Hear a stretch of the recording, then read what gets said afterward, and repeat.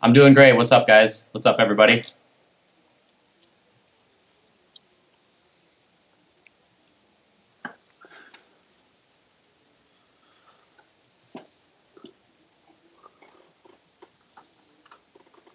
Yeah, 2010 is when I started that thread, and then that thread just basically took off. It turned into a sticky thread on that website, and then it reached its 10,000 reply limit, and now the second GST thread has started, and that's taking off as well.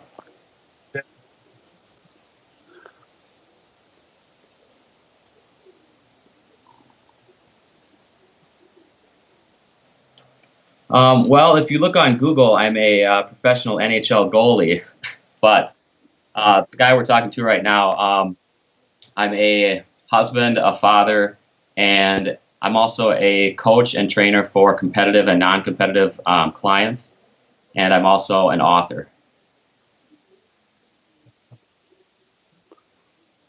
I've been lifting since I've been lifting since I was about 15, which is actually 19 years ago. I'm 34 right now, so I've been lifting for a long time. I consider myself lifting seriously since I was 21, just because that's when I started eating seriously too. And you really have to have both those concepts down to be training seriously, in my opinion.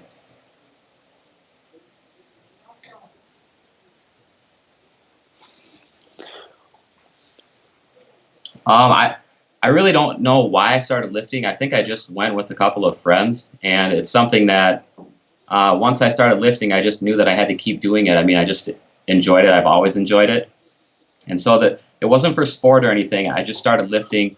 I used to be very small, like in the 140 to 150 pound range, and It's funny. I don't think I was ever whenever I was 140 or 150, I was never small, believe it or not. I was a chubby 140, 150. yeah, no, I was definitely I'm definitely a hardcore ectomorph, so I was definitely the skinny kid. And I over time I worked my way up to a peak of 215, and right now I'm actually doing a pretty hardcore cutting phase. I'm 19 weeks in, and I'm down to about 185 right now. Yes, yeah, it's coming up on 20 years, which is hard to believe, but that's just what the numbers are. It just doesn't seem like I've been lifting for 20 years, but yeah.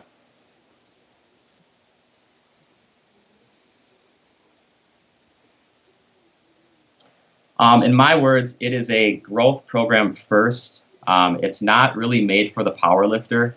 It's going to progress you in strength from month to month, but it's more focused at its core as trying to get as big as possible. And that's just because that's what my goals have always been. And I mean, aside from that, it's a 4 day split at its foundation. Each day is based around one specific movement, being squats, deadlifts, a any pulling motion or a pull up, and any pressing movement like bench pressing.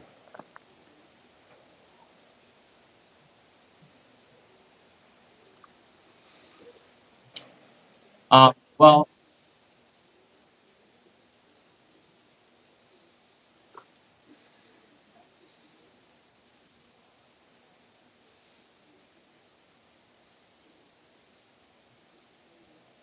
Well, what it really is basically just taking different concepts that have worked really well for me in the past and clients as well in the past. Because when I actually made GST, I was actually at a point I was training about 30 to 40 personal training clients per week.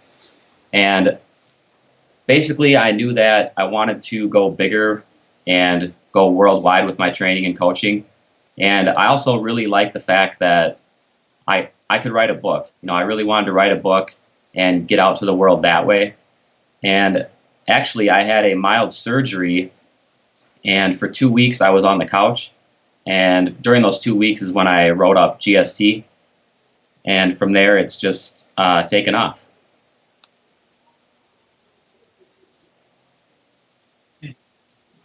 Yeah, I just wanted to go back a little bit for a minute because you had mentioned, the basics of the GST training program, that it was a 4 day split.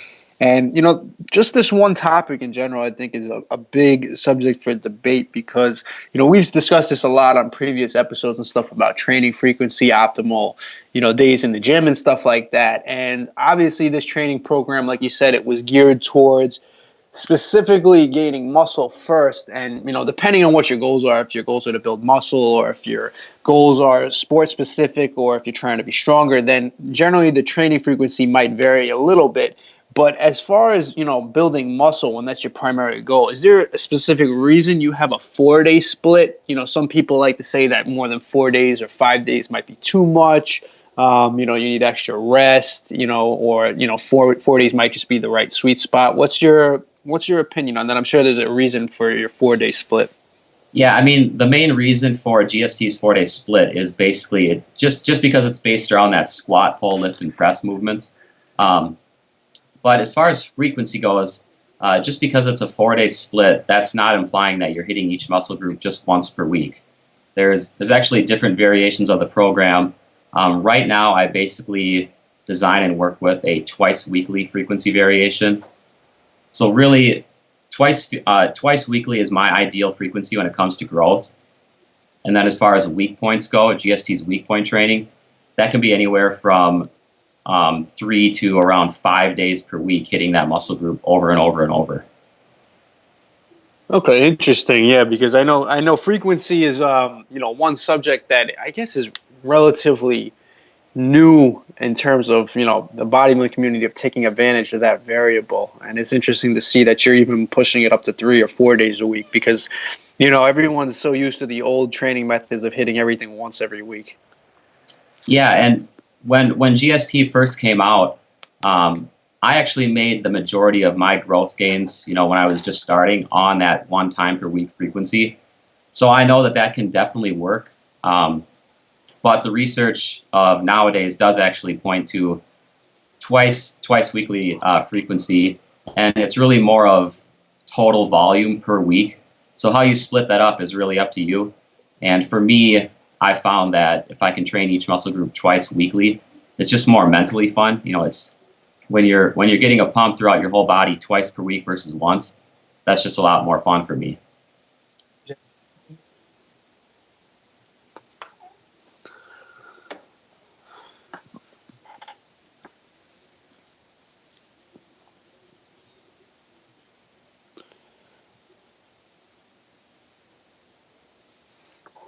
Yep, and you just have to make sure to manage your total volume, because when I say twice weekly, it's not like you're hitting a large amount of volume each day. You're basically just splitting up an amount that works for you.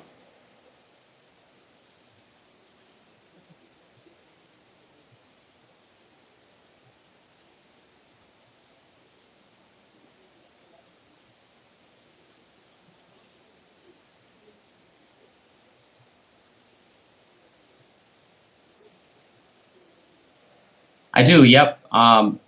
Basically, I think that a lot of trainers, they tend to want to graduate from the local gym, start earning keeping everything that they make per session. And so I didn't really want to give commission away all the time. So I actually converted my garage into a studio. And I've actually been training clients out of a home studio for about, I would say, 5 years now.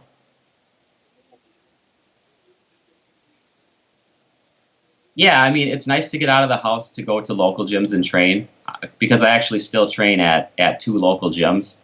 I just don't like to put all my eggs in one basket. So I basically train at 3 different locations. But yeah, it's a nice mix being at home and then out of the house too. I've been training for about 10 years. I would say paid, yeah, paid clients for 10 years.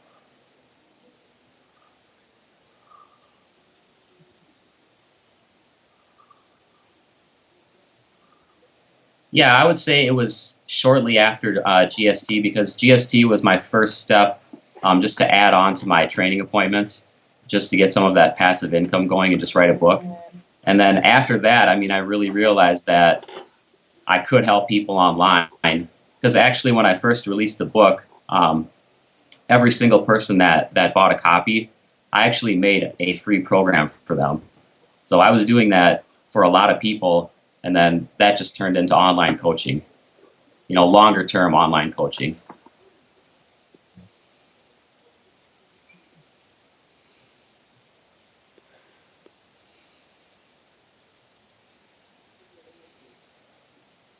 Well, I really think, I mentioned that I don't really consider a person training seriously unless they're eating for growth or, eating for fat loss. Basically, they have to be eating to complement their training.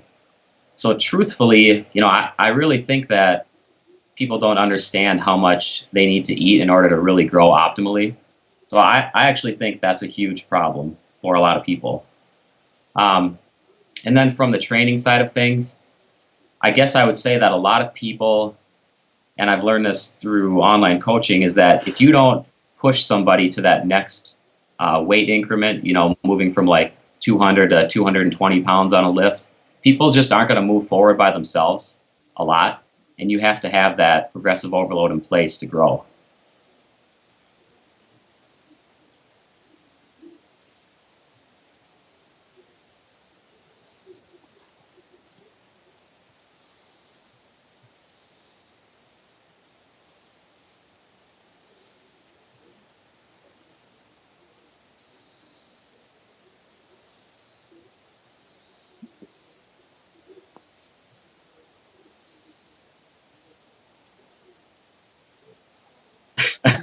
Yeah, honestly, I think it depends on each individual, to be honest with you. I do think a workout journal is very important as far as having a reference. Like, okay, when I was this weight last year, I could squat 400 pounds for this amount of reps versus this year to make sure you're progressing. But I do think for some people in general, to be honest, it is actually could be a bit of a detriment because I know, like myself, and Anthony knows this, sometimes I overthink way too many things. And, me having a workout journal handy on me all the time might actually prevent me from making that progression because I place too much stress and emphasis on each individual lift each day out, which is it's good to an extent, but like everybody knows, bodybuilding is definitely a marathon, not a sprint. So you got to look at the long-term progression. Like you said, if you're pushing them from a 200-pound lift to a 220-pound lift, you want to make sure you're consistently doing that over time. Workout to workout is great, it definitely is, but you don't want to take away from the big picture.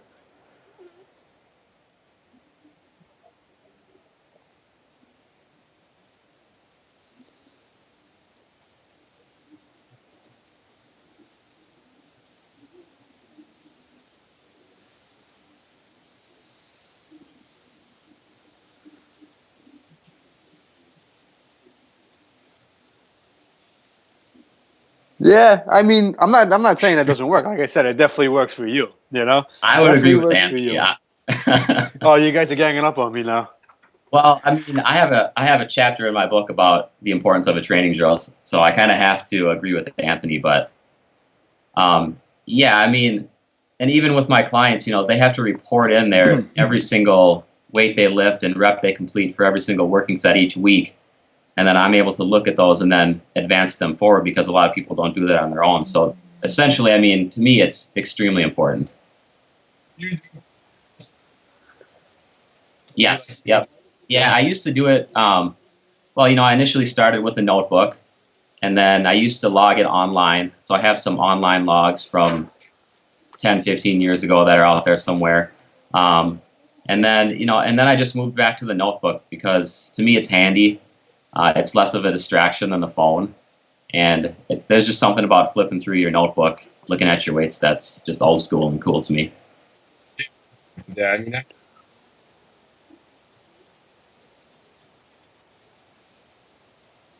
Yeah, there's always notifications. Yeah, something.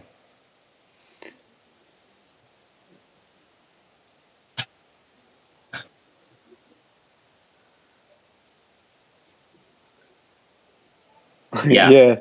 You know what's funny too? I was just thinking about this the other day, and I'd like to hear from both of you actually, as far as what type of like what you guys have on this because I don't keep as detailed of a journal. I kind of log my workouts here and there, and I mean I do log pretty much every workout, but I don't keep one book with everything in it together. No, I'll usually just put it in the phone, but I don't have a notebook where I can go back. I'll show you. But, I'm curious to see because sometimes, like, if I take time off for a lift, and I think all of us have been training long enough to be considered advanced lifters, where I take time off from maybe an exercise, like, for instance, I haven't done incline barbell press in a few months now, and I had actually just returned to it this week and noticed that it was a lot tougher for me than where I left off. Do you guys find that, even when you keep that detailed training journal, that you can go back and look at where your strength was years ago on a particular lift, and you might not even be that far off of it now, just based on the amount of time you spent not training that lift? Because I've looked at videos where, I've trained, I started doing military press again a couple months ago, and I thought I hit a personal record, and I went back and I watched a video from actually a few years ago where I hit the same thing for a few amount of reps. So either I suck at what I'm doing, or it might just be considered a normal thing where, I mean, this, in my opinion, I consider it normal when you take time off from an exercise that, you might lose a little bit of progression and then gain some new personal strength and records with it. But how do you guys, if you guys were to both scroll back and look through an old training log from, let's say, 2 years ago, do you think that there's some exercises in there that we really haven't progressed much on? Want me to go first, or? Well, first off, I would definitely like to say that if you don't perform an exercise regularly, you're definitely going to backslide on its strength levels. Just because getting stronger on exercises is just as much about practice and form as it is about just like doing it in general. You have to do it often if you want to get your most strongest with in that lift. And I think that Anthony probably knows that from his powerlifting training too. So you're definitely going to slide back on lifts. Usually, if you're focusing a lot on one lift, another lift is probably going to suffer, just because you can never be your best at every single lift in the book. But Yeah, that's a good point.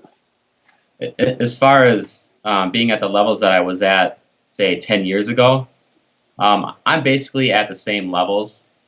I would say that in my mid-20s, I could feel that things were tougher to maintain. And that's just a result of being a natural in your late 20s and my early 30s now. Hormones drop down a little bit normally. But overall, I mean, I'm stronger in some things, weaker in others. But overall, yeah, I mean, I'm still training hard as hell in the gym every day almost. Okay, that's interesting. That's kind of the answer I expected. But I think a lot of people, when they discuss training programs and methods in the gym, that they kind of put out this idea that at whatever point in your training career you're at, that a year from now you're always going to be lifting more than you were last year on every single exercise, and then a year from now you should be lifting more, when that's not really always the case, especially the longer you've been training. Yeah, that's definitely not true. I mean, not for every lift.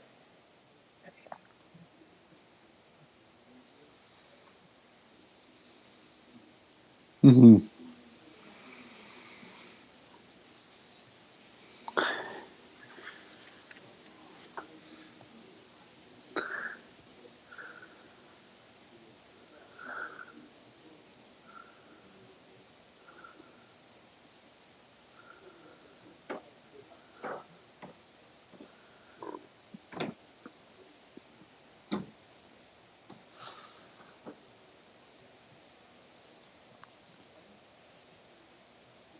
Yeah.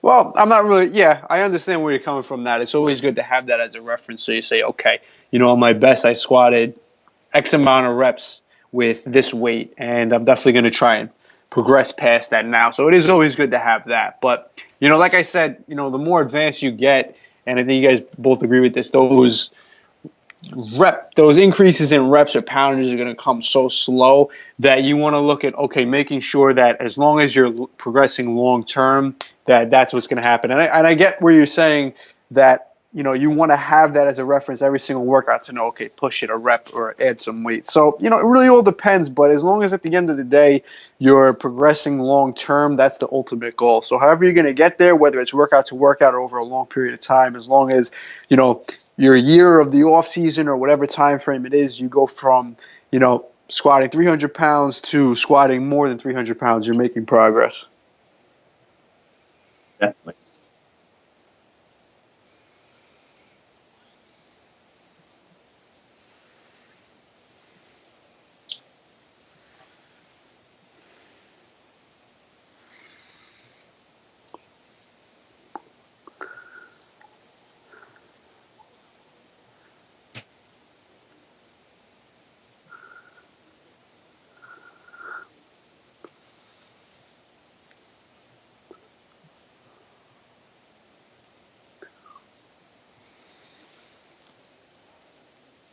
Well, I mean, I believe that you can definitely overtrain, and I believe that because I've experienced it myself, and I've had clients tell me their symptoms that are associated with typical overtraining. Um, I'm sure that you guys have been to a point where you've been training hard for a long time, maybe not taking the rest days that you should be, and say your joints start to get achy, you start to feel weak. Huh? He's describing the last 10 years of my training. Well, but seriously though, I mean, you get to that point where your training sessions don't start to feel strong anymore. I mean, you're just not feeling like top notch in there. Things get achy. You have poor sleep patterns. Even your libido can drop, and those are things that I've experienced. And really, it comes down to training volume per session and just not overdoing it with total volume per period of time.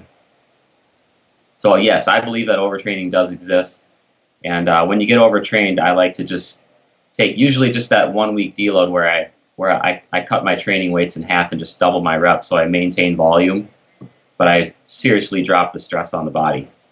Yeah, I've found that the symptoms that lead me to overtrain. What are you laughing at?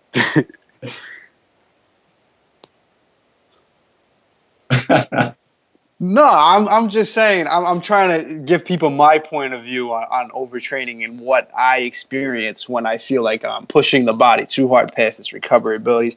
And I don't think a lot of people have different ideas on what overtraining is. Some people think, oh, you can't train a muscle group more than 2 times a week or 3 times a week. That is overtraining. I never really look at it like that, and I never feel symptoms of overtraining doing that. When I feel beat up, when I get that that extra inflammation, the joint pains, that run down feeling, it usually has nothing to do with working my muscles too hard. It has to do with beating up my central nervous system too much from workout to workout throughout the week. Like, for instance, if I squat really heavy and give it my all, 3 times a week, and on top of that, I'm doing, 2 upper body sessions, training five days a week, and I'm continuously doing that for 3-4 weeks at a time. I'm slowly building up fatigue over my whole body to the point where, okay, now I'm pushing past my recovery abilities. So it's not really something that I look at workout to workout, but okay, in this 4 week training cycle, was I beating myself up more than I was allowing myself to recover? And that's usually when those symptoms will start to come on. It's not something where, I do too many sets and all of a sudden that's too much to recover from. It's more of this cumulative fatigue over a certain period of time. And apparently Yeah, that's no, I mean, funny. you're not going to overtrain in one training session. You're not going to overtrain in one day. But I think we're actually saying the exact same thing. If you're pounding your body too hard relentlessly, you hit that recovery deficit and it gets bigger and bigger and bigger, and you just start to feel like absolute garbage. And that's when you just have to back off. I mean, you have to listen.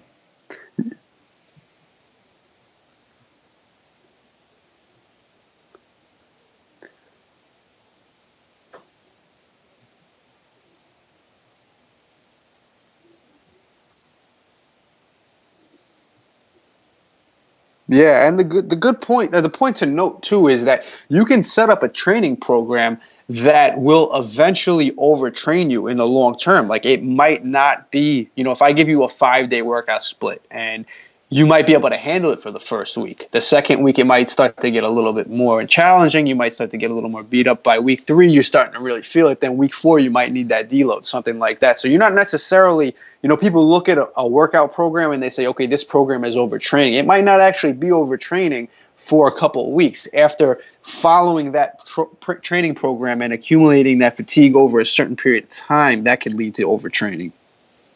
Yeah, I think that's what you want. I mean, Right. Yeah, your that's actually program not a bad is thing. short enough to where you need a break. I mean, some people work in program deloads every 8 weeks. If you're more advanced, you can be more instinctual about it. But like even program deloads aren't really a bad idea, because just because a program overtrains you doesn't mean that it's a bad program. It should overtrain you at some point. Right. I was actually having that conversation with Anthony the other day. Sometimes actually planning those deload weeks are actually better because you'll have less of you. Is he really still laughing right now? Hey, I'm only laughing. He's laughing. I can see him smiling. What? It's contagious. All right, you guys finish this conversation. I'm gonna go. I'm gonna unplug my headphones and I'm gonna go. I'm gonna go eat some more food because I'm in my growth stage right now and I got to make sure I get those calories in. But no, I mean, you're making really good points. It's totally true. Just because a program overtrains you at some point, it doesn't mean that it's poor programming.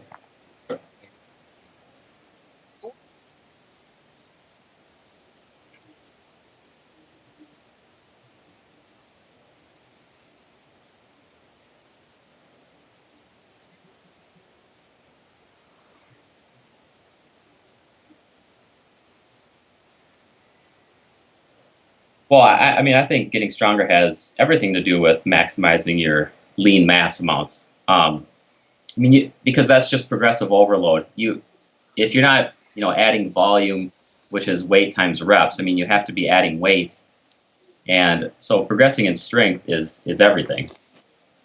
Now, are you talking maximal strength, like 1, 2, 3 rep maxes, or just strength in general? Yeah, I mean, strength is everything.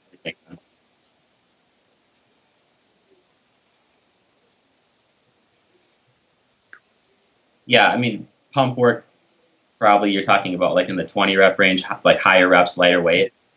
Yeah, I mean, that has its place. To me, rotating through high weight, low reps, medium weight, medium reps, and high reps, low weight works very well actually. And then let's say you have a specific focus on growth. At that point, obviously, you could hit the medium rep, medium weight set rep range at a more frequent rate. So do you think that take advantage? A lot of people like to take advantage of like a lot of different variables in terms of training, and then you'll have the people that are just pure power bodybuilders, I guess you could call them. The way me and Anthony both train, we kind of focus a lot on strength training and emphasize powerlifting movements and stuff like that. And obviously, getting stronger is going to be one of the most important things to building muscle. But there's a lot of people that kind of use it just as any other variable in their training and not necessarily emphasizing that. Like you said, people do pump. Some people just do pump training, but then you'll have people that like to incorporate. Okay, you need to take advantage of strength, but you also need to place just as much emphasis on, getting a pump, getting enough blood flow to the muscle. Then, things like using intensity techniques, all these other variables to help you grow muscle. And then, do you feel that these other variables play as significant a role as just gaining strength? Well, I think if you're simply training in one rep range all the time, I think that's a huge mistake. Um, I definitely believe in training for near maximal strength, and also training for strength in the medium and the high rep ranges. As far as like when you said different intensity techniques, are you talking about drop sets or supersets, things like that? Yeah, let's say like the idea behind, a lot of people's philosophy is, okay, if you want to grow bigger legs, then you just need to get the squat from, 135 to 405. However you get it there, if you're training with 1 reps or if you're training with 5 reps, it doesn't matter. And then you have people who are on the other end of the fence. Okay, you need to take your legs and put them through brutal drop sets, supersets, high volume workouts, expose it to a lot of pain, a lot of, like a greater stimulus than it's used Yeah, to. yeah, I know what you're saying. I don't actually believe in things like drop sets, supersets, 21s and stuff like that. I don't believe that you need those to reach your true potential. But I also don't believe that if you go from 135 to squatting 405 once, that you're going to be the physically biggest that you can be. I mean, you might be the strongest that you've ever been, but you're not necessarily going to be the biggest. I mean, strength doesn't linearly correlate with size. I mean, you have somebody like, let's just say, an Olympic powerlifter that, a lot of times those guys aren't the biggest guys. I mean, they're definitely not as big as many bodybuilders, but they're about twice as strong, pound for pound.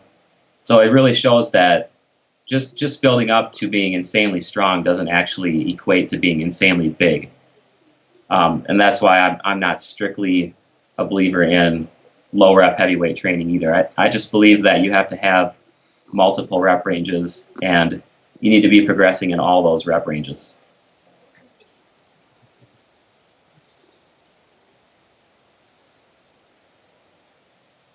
Want me to go first or? Yeah, yeah, sure. Go ahead.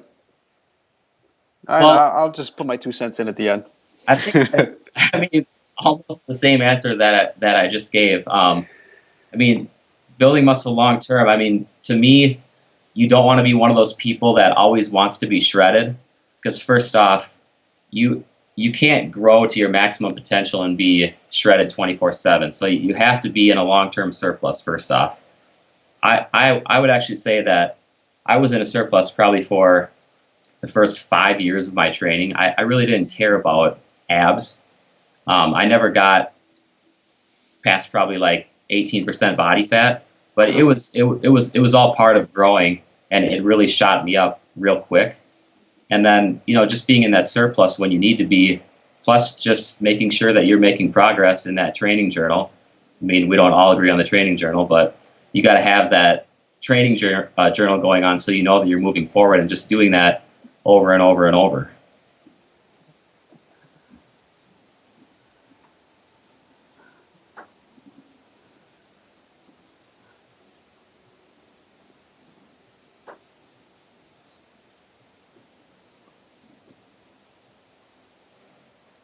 Well, in the beginning, I would, looking back and thinking back on what I did, I think I initially just looked up a program called, like, just basically the Eat Big diet, and it wasn't even based on body weight. It was just, I think it was probably around 4,000 calories, and I wasn't that big at the time, so that easily shot me up. But now, I mean, I have gotten to the point my body gets really stubborn around like 215, and I have been eating around 5,000 calories a day, but even that wasn't enough to keep gaining weight.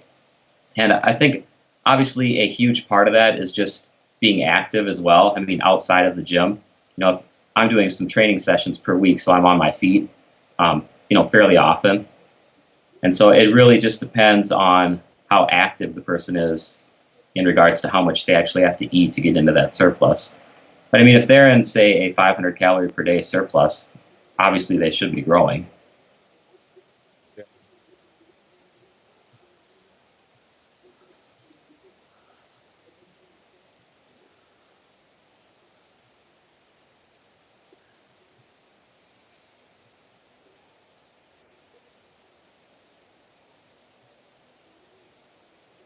Yeah, I mean, I actually, I walk around the clients as they're doing their exercises, so I'm putting in miles every day. I mean, it's not like I'm shoveling, like concrete, but it's definitely not sitting at the desk.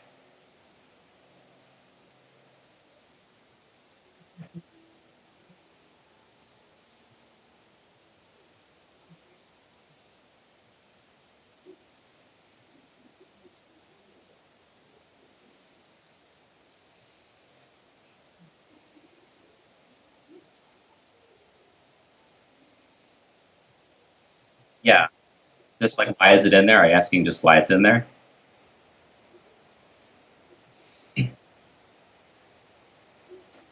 Well, I put it in there because basically to me the body is going to be designed to deadlift, squat, press things away from it, whether it's horizontal like a bench press or overhead like a military press, and then pull things towards it.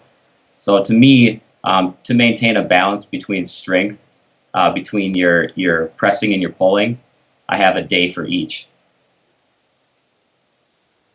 Yeah, the interesting thing though about that is a lot of people, like Anthony had actually mentioned this earlier in the podcast, that his best strength gains came from when he focused on his bench, his squat, his deadlift, you know. And I don't know for Anthony particularly, he found that his back got much bigger from deadlifting specifically and stuff like that. But you know, that's basically a lot of people's philosophy who follow more traditional powerlifting style training. And I found that for me personally, when my deadlifts progressed, my back never really changed much. When I started focusing more on the pulling movements, specifically barbell rows and T-bar rows and stuff like that, very heavy rows, that actually pretty much transformed my back. That was one thing that I was doing that I wasn't doing before, that when I started doing it, I saw a big difference. Do you feel that is that kind of the reason that you have that pulling day in there, more for overall back development versus something like a deadlift? Or do you feel that a deadlift itself can build a big back? You know, everyone kind of has a different opinion on that. Yeah, I mean, I definitely don't believe that deadlifts alone can build a back that you can build with horizontal and vertical pulling. I mean, pull-ups, barbell rows, dumbbell rows, lat pull-downs, those directly activate the lats. Deadlifts indirectly activate them. I mean, they're not taking them through that full range of motion like true rowing movements. So, no, I mean, I definitely believe that if you want full back growth, you need to have pulling in your routine. And I would bet that in Anthony's powerlifting routines, he's got back work.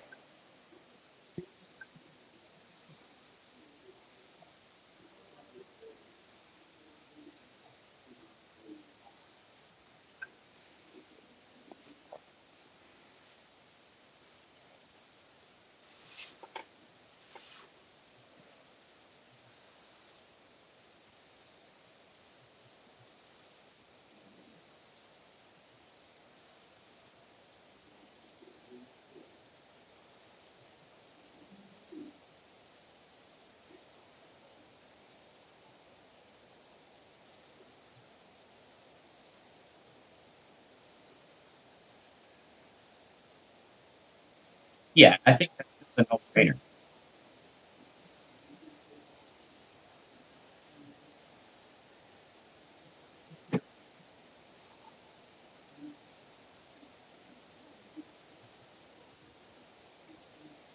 And one thing just to add, as far as traps go, I think that you could actually eliminate shrugs and grow big traps if you were deadlifting frequently. I mean, I would attribute a lot of my trap growth to my deadlifts.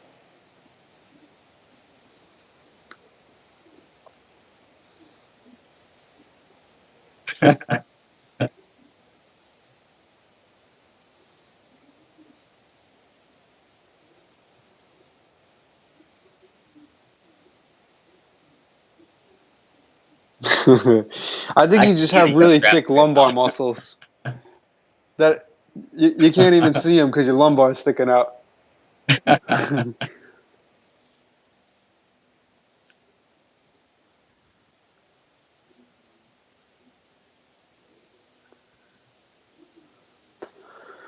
Yeah,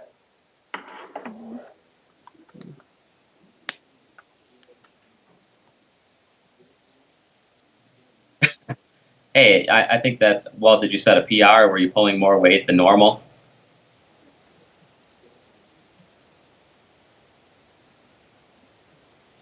I think the last one that you attempted would have been a PR, but and you did budget off the floor. You just didn't lock it out, so you were definitely handling more weight than you were used to.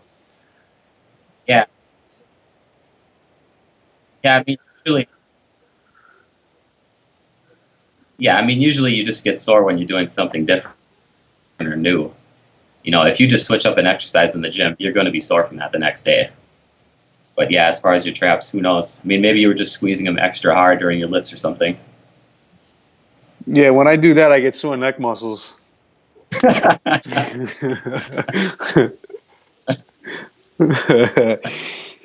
Yeah, I overtrain in my neck. They get worked indirectly every single workout, so I train them about 5 days a week. Is that too much?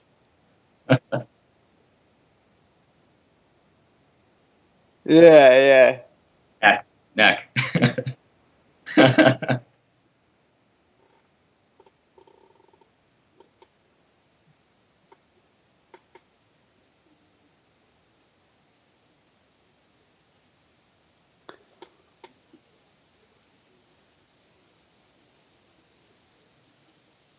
Well, legging body parts for me require just in total more total volume, and you can actually do that by training them more often, or you could actually add sets to where they are, to where those exercises that hit them already are.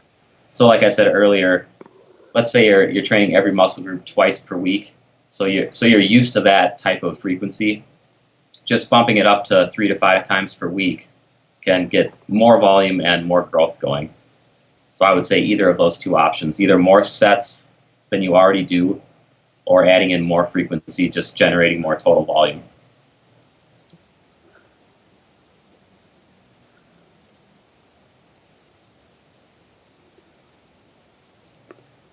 But yeah, I mean, well, being an ectomorph, I have very small joints. I have broad shoulders, but I'm small bone, and so forearms, calves, I mean, those areas are super stubborn on me.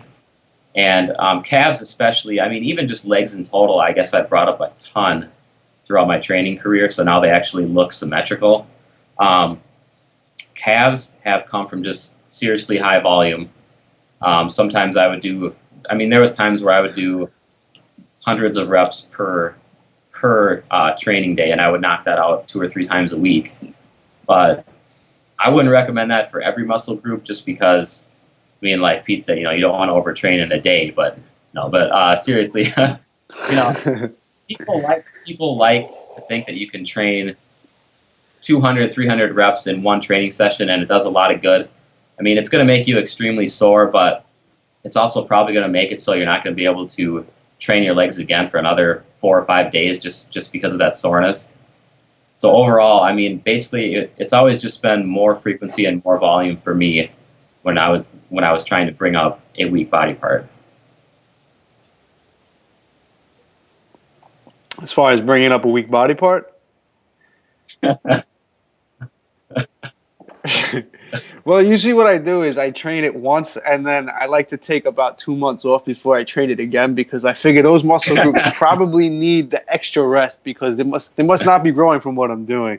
But no, I've tried everything. I've tried everything as far as increasing frequency and volume, and I really think it's a combination of both that has helped me bring up legging muscle groups, just overall frequency and volume. But the one muscle group I really can't give you an answer on is the one that has always been a stubborn muscle group for me, and that's calves. I've tried calf training anywhere from once a week all the way to every single day. And neither of them seem to do any good for me. For me personally, I'm definitely genetically, definitely not blessed genetically in that department, and I've tried anywhere from doing extremely heavy weights for low reps to doing really, really light reps to even just walking on inclines and stuff like that to get extra stimulus. And to be honest with you, I actually don't know the answer to bringing up stubborn calves, at least not in my case. So, I've tried, like I said, I've tried everything in that case. For muscle groups that do respond, even if they're stubborn,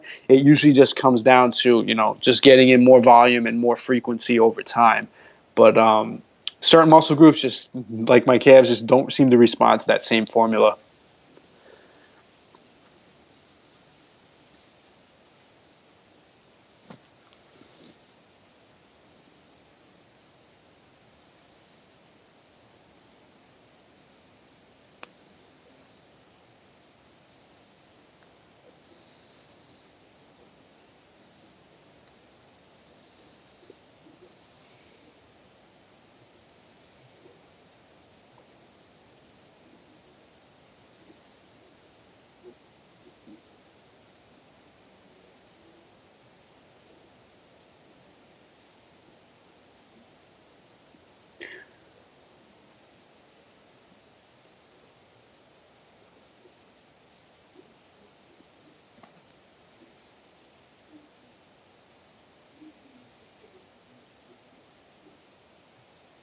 Yeah, I mean Yeah. that's a good point because well, the biceps have two different heads as well, so different exercises work each head differently. And so if you're only working one exercise, you're probably just mainly hitting just one head. And so like that concentration curl, that's going to hit that long head for you, so that's going to really help out. Whereas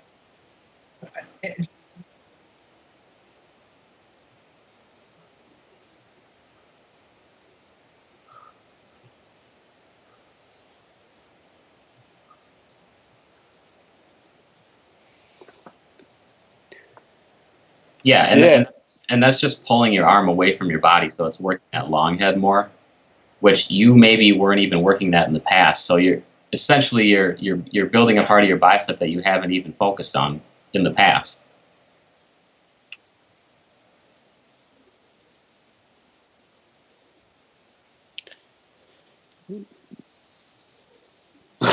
Yeah, No, so I but mean, seated calf raises, leg press calf raises, standing donkey calf raises. Yeah, it's easy to pile on the weight, and even like one leg at a time, you can really focus. You can really yeah, and focus. I Yeah, found what's a good point that Anthony you just brought up too, in terms of every muscle group actually, that sometimes with legging muscle groups you really have to find those exercises that target it specifically for you based on your structure and your anatomy. And in my case, actually, my back was always a legging muscle group. Not terribly compared to everything else. Like calves was just like way behind everything. Back was always just a little bit behind, and it wasn't until I started going away from textbook form on all my exercises that it really started to bring my back up. And I mean, I have comparison pictures. I don't know if I ever showed it to you, Anthony, from when I competed in 2011 to my off season this past year in 2000 actually 14. But that 3 year period or so, I dramatically changed my form on a lot of exercises, stuff like doing pull-ups. You see me do weighted pull-ups. I don't want to say I do partial movements, but I don't necessarily go to full extension on it. And when I do any type of barbell rows or T-bar rows, you always make jokes about my range of motion that I'm doing, half reps or quarter reps. But believe it or not, when I shrugs. started doing that, yeah, I know. I sometimes people ask me if I'm doing shrugs or if I'm doing barbell rows. But and that's a true story. I've had that happen more It's than neck, once. working neck. But yeah, but to be honest with you, I mean, my back, I started really piling on the weight on these exercises and using a very concentrated range of motion. And I never before this would ever advocate doing partial reps or shorter range of motion. But I started just focusing on, I said, instead of me trying to do perfect reps, let me find the range of motion and the technique where I feel it targeting these muscles. And, targeting those muscles more seemed to actually stimulate it more and grow more. So, sometimes I like to think outside the box in terms of that when muscle groups are just not responding.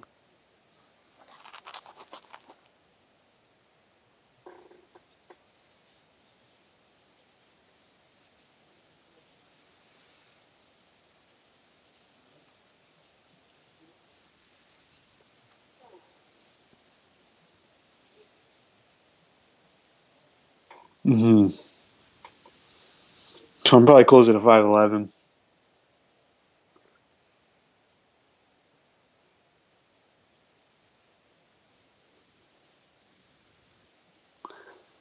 Yeah, I mean, the more I experiment, the more I realize that there's certain aspects of things that aren't necessarily ideal that do work. Like I remember somebody asked me at one time how I was training and what I was doing when I was training back. This was before I started experimenting with this, and I always said, well, I practice textbook form on everything. I pride myself with that, and I like to think on most other exercises, my form is pretty much textbook. I don't do any partial rep squats or anything like that. I do full range of motion squats. My bench presses are not. Well, you have a different opinion on what a full range of squat is. I mean, I don't. My ass doesn't actually have to touch the floor for me to consider it a full range squat. But I don't do. I'm not the typical half squatter or quarter rep squatter in the gym. I'm doing full squats. I'm not, just going down a few inches, stuff like that. My barbell presses are always, touching my body and pressing. So I always have trained that way, and 90% of my muscle groups responded to that. But, again, doing that on back never really saw the results that I got from just thinking outside the box and focusing on what actually I felt target the muscle more. So, there's something to be said about experimenting, especially when something's not working. Usually, if there's something not working, then I don't think it's a bad thing to experiment and think outside the box, because you might strike something. You might stumble across something that's actually useful. Yeah, I mean, you definitely have to go. If you don't feel your muscle working when you're trying to hit it, you should probably try something different. I mean, you Yep, definitely and have to go by what feels good for you. But it's still, I mean, obviously form is there for a reason, but yeah, I mean, if you don't feel something working, then you should probably try something different.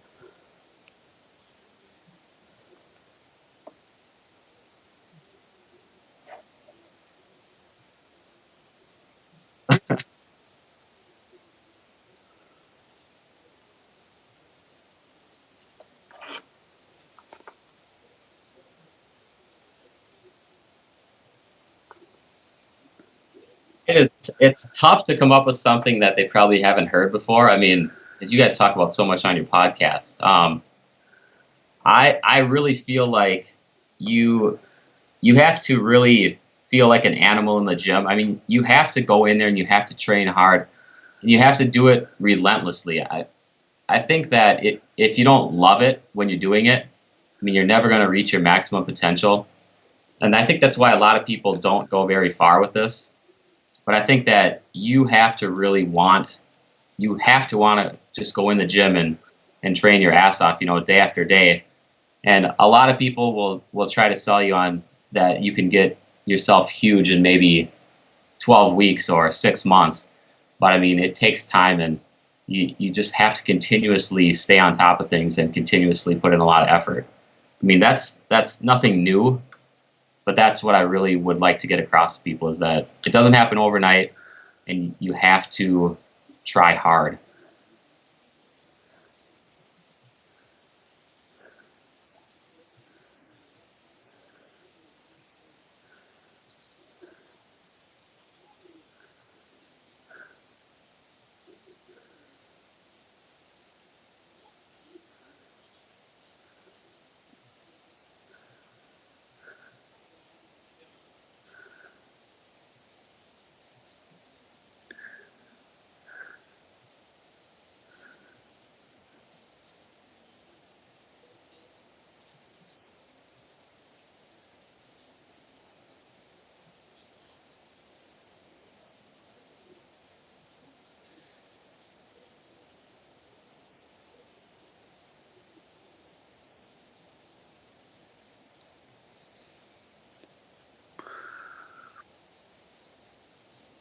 Yeah, I mean, people will, I'm sure you've had a client come to you and say that they want to look like a professional physique competitor, and they've been lifting for maybe 6 months.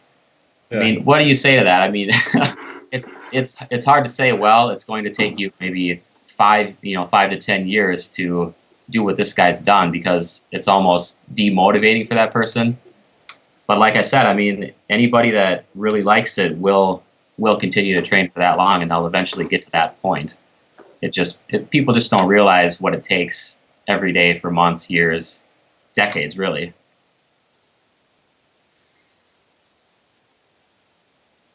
Yeah, yeah, definitely. Yeah, I mean, do you follow Gary Vaynerchuk at all? Yeah, so there is no such thing as an overnight success then, because people Yeah. have been working for years and years and years for that overnight success. I just actually got his book in the mail about 2 weeks ago. I think I'm on about page 50 right now. But I watch his daily videos actually. Yeah, yep. That's the one that I got. Yep. Crush it. Crush it. Yeah, I didn't read that one, so I can't really comment on it.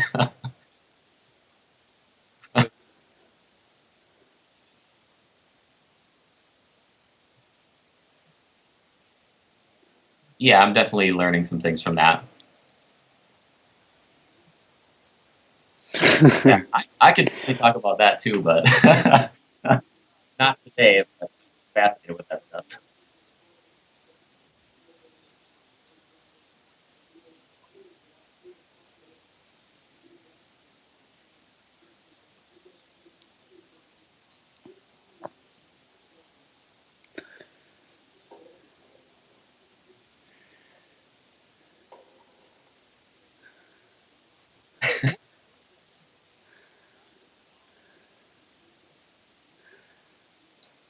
Sure. Well, the website is growthstimulustraining.com.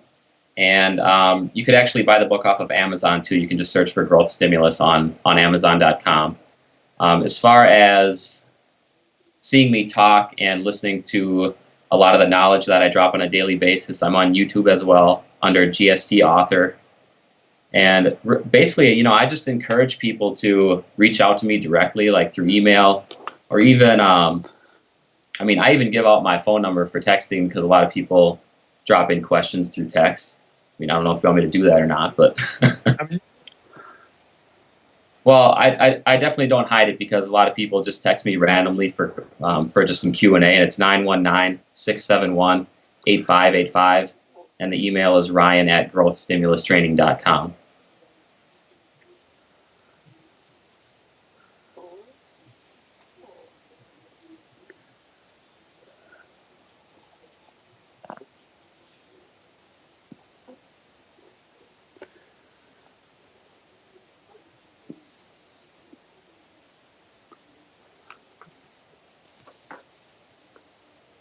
Hey, I would love that. I can talk about training and nutrition topics all day long. So anytime you want me back, I'll be on. It was great to meet you guys, and I appreciate it a lot too. This was actually my first interview through Skype, so it's been a cool experience. Yeah, no, it was good. Lots of laughs. Lots of laughs at Pete. All right, guys, this is Pete and Anthony with Ryan of Growth Stimulus Training, New York Muscle Radio, and we're out.